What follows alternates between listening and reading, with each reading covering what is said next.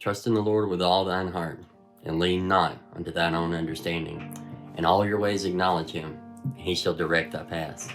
That's Proverbs 3, 4, 5, and 6. You see it on book covers and different things, trusting in the Lord. And I know that as believers, and I'm making an assumption that you are a believer watching this video, that we say that to each other all the time when we're going through some things, and so many things are uncertain and we're hurting. We just tell each other, we'll trust the Lord.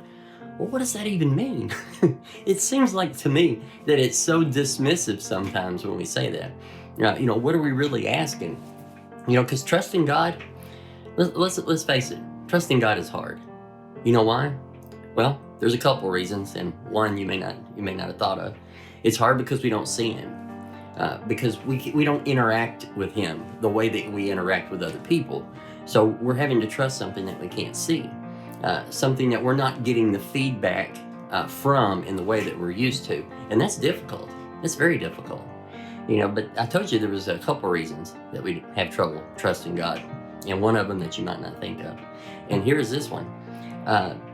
We ourselves at some times in our lives have been untrustworthy. And that's why that we have a skewed view of trust when it comes to other people. Now, sure, I know people let us down and people break that trust. They even betray your trust, and that hurts.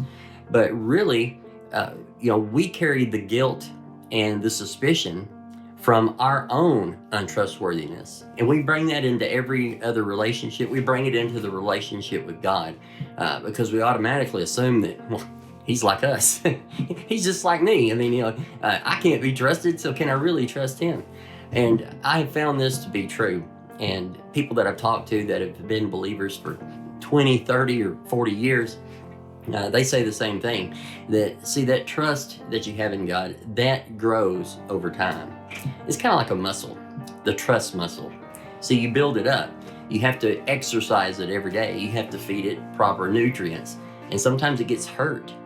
It gets hurt and it gets sore, but it rebuilds itself back stronger over time. And trust is exactly like that.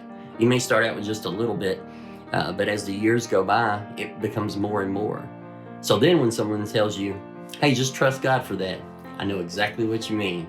But at the beginning, they say that, well, what exactly do you mean? You're going to have to give me some more information. So trusting is hard. Trusting God is hard. Trusting ourselves is hard.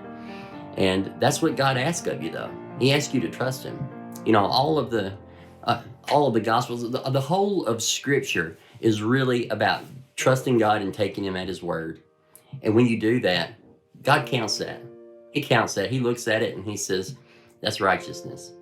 That's what it is. He did it with Abraham. He's done it with countless other people. And he'll do it with you too, if you just believe him and take him at his word, even though it's something that you can't see and something that you can't always experience.